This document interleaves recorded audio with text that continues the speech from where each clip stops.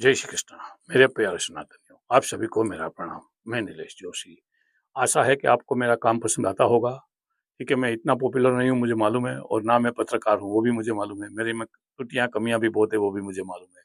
आशा है कि आप मुझे क्षमा करेंगे, आप देखेंगे, दूसरे लोगों के साथ शेयर करेंगे। अगर दो भी भारतीयों को, दो भी राष्ट्रभक्तों को ये बात पसंद आई मेरी, तो मेरा ये काम करना सार्थक होगा। एनीवे, नेहरू का ब्लंडर का 9वां एपिसोड है। इसमें domestic issue, Nehru international statement दिखाने की चाहत में क्या से क्या नहीं कर रहा था। हाँ, उसमें घर की हालत बिल्कुल निगलेक्ट कर दी।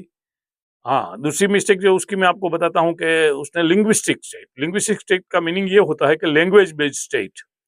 जो बड़े बड़े स्टेट थे अंग्रेजों के जमाने में, अंग्रेजों ने प्रांत बना के रखे थे, या रेसिडेंसी या प्रेसिडेंसी या जो भी अलग अलग किस्म के अंग्रेजों, उसमें नेहरू ने काट के तोड़ के अलग अलग राज्य बनाना चालू किया लैंग्वेज के बेसिस पे। तमिल लैंग्वेज बोलता है वो तमिलनाडु, बंगाली लैंग्वेज बोलता है बंगाल, गुजराती लैंग्वेज बोलता है गुजरात, मराठी मराठी लैंग्वेज बोलता है वो महाराष्ट्रियन, ऐसे करके। तो उसमें बॉर्डर डिस्प्यूट बहुत हुए। एक एग्जांपल मैं आपको देता हूँ कि देखो, ये बॉर्डर और दूसरे डिस्प्यूट की वजह से देश का विकास को कैसे नुकसान हुआ। मेरे ख्याल से भाईलाल भाई पटेल थे, बड़े इंजीनियर थे और सरदार पटेल के भतीजे थे। उसने नेहरू के सामने ये योजना रखी नर्मदा के ऊपर बंद बांधने की, नवागांव में जो आज बंद जहाँ है वो। उस टाइम 510 फुट की हाइट मांगी थी भाईलाल भाई ने, और बोला हमको सेंट्रल से एक पैसा नहीं चाहिए, पैसा हम पब्लिक से जमा कर लेंगे। ये डैम अगर बन गया तो इससे इतना पानी बचेगा, इतनी बिजली पैदा होगी कि हम सारे भारत को उसका बेनिफिट दे सकते हैं। और 3 राज्यों में तो ना पानी की कभी कमी होगी, ना बिजली की कमी होगी। वो 3 राज्य कौन सा है? गुजरात, महाराष्ट्र, राजस्थान। मध्य प्रदेश में तो बहुत पानी है, फिर भी मध्य प्रदेश को भी योजना थी देने की। लेकिन नेहरू ने तो पॉलिटिक्स में गुजरात ऊपर नहीं आ जाए उसमें उसमें उसके बाद उसकी बेटी ने भी वो आगे बढ़ाया, नहीं दिया।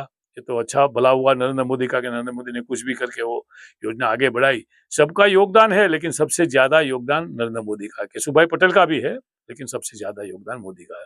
मोदी ने ये लोग का प्रपंच को कुछ भी करके फिर भी ये नर्मदा बंद बनाया। और आज नर्मदा बंद की वजह से देखो, मैं गांव का आदमी हूँ, गुजरात में सौराष्ट्र में हमारा गांव है।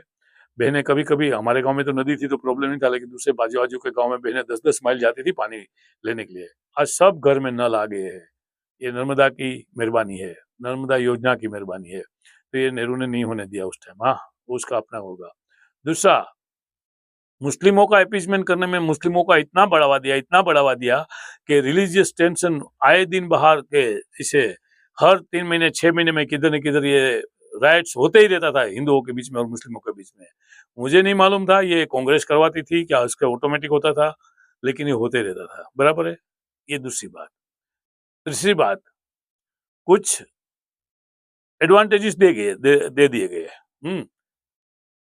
क्रिश्चियन लोग के लिए अलग कानून, मुसलमानों के लिए अलग कानून, हिंदुओं के लिए अलग कानून, लेकिन सबसे ज्यादा जो भुगतना पड़ा उसमें बेनिफिट हिंदुओं के लिए कुछ नहीं दिया गया, मुसलमानों को और क्रिश्चियनों को दिया गया। माइनॉरिटी तो सिख भी है, माइनॉरिटी तो पारसी भी है, माइनॉरिटी तो जैन भी है, माइनॉरिटी तो बुद्धिस्ट भी है, लेकिन उसको कोई बेनिफिट नहीं मिला। सारे के सारे बेनिफिट मुसलमान लेके गए और थोड़े बहुत क्रिश्चियन लेके गए, बाकी किसी को कुछ नहीं मिला। तो ये सब नेहरू की पॉलिसी की वजह से हुआ, मेरा ये मानना है। ठीक है। और कभी भी कोई भी लीडर को आगे नहीं आने दिया। सेकंड, नंबर 2, मोरारजी देसाई उसके टाइम में बहुत बड़े लीडर थे, लेकिन उसको आगे नहीं आने दिया। यशवंत राम चौहान भी बहुत बड़े लीडर थे, जगजीवन राम भी बहुत बड़े लीडर थे, लेकिन उसको आगे आने नहीं दिया किसी को। हाँ, और अपनी ही चलाते रहे मनमानी और देश में। और हाँ, इसके अंदर एक डोमेस्टिक पॉलिसी में दूसरा मेरा जो कंसर्न है, जो ऋषि कपूर बहुत फेमस एक्टर है, उसने वो किया था, मैं आपको बताता हूँ कि ये लोग हर जगह में जो भी बड़े बड़े संस्थान है अपने देश में, एयरपोर्ट है, पोर्ट है, रोड है, बिल्डिंग्स है, नेहरू गांधी खानदान की बपोती जैसे है भारत, ऐसा सबका नाम रख दिया। तभी तो ऋषि कपूर ने बहुत फेमसली बोला था, उसका मैं कोशिश करता हूँ, मुझे मिले तो क्लिप इसमें जोड़ देता हूँ कि भारत तुम्हारे बाप का है क्या, सब तुम लोग के नाम पे। हाँ, राजीव गांधी फाउंडेशन और राजीव गांधी फला अवार्ड, राजीव गांधी खेल अवार्ड, राजीव गांधी कौन से खेल में खेला था कि खेल अवार्ड दिया गया।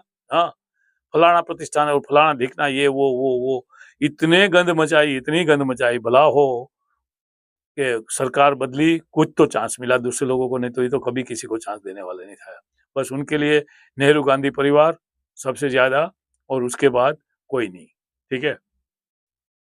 एनीवे, आप सबका खूब खूब धन्यवाद। आशा है कि आपको ये वीडियो पसंद आएगा। पसंद आए तो दूसरे लोगों के साथ शेयर करिए और मुझे बताइए मेरी कमियां त्रुटियां खामियां जो भी आपको नजर आती है बताइए, ताकि मैं खुद को इम्प्रूव कर दूं। धन्यवाद। जय श्री कृष्ण।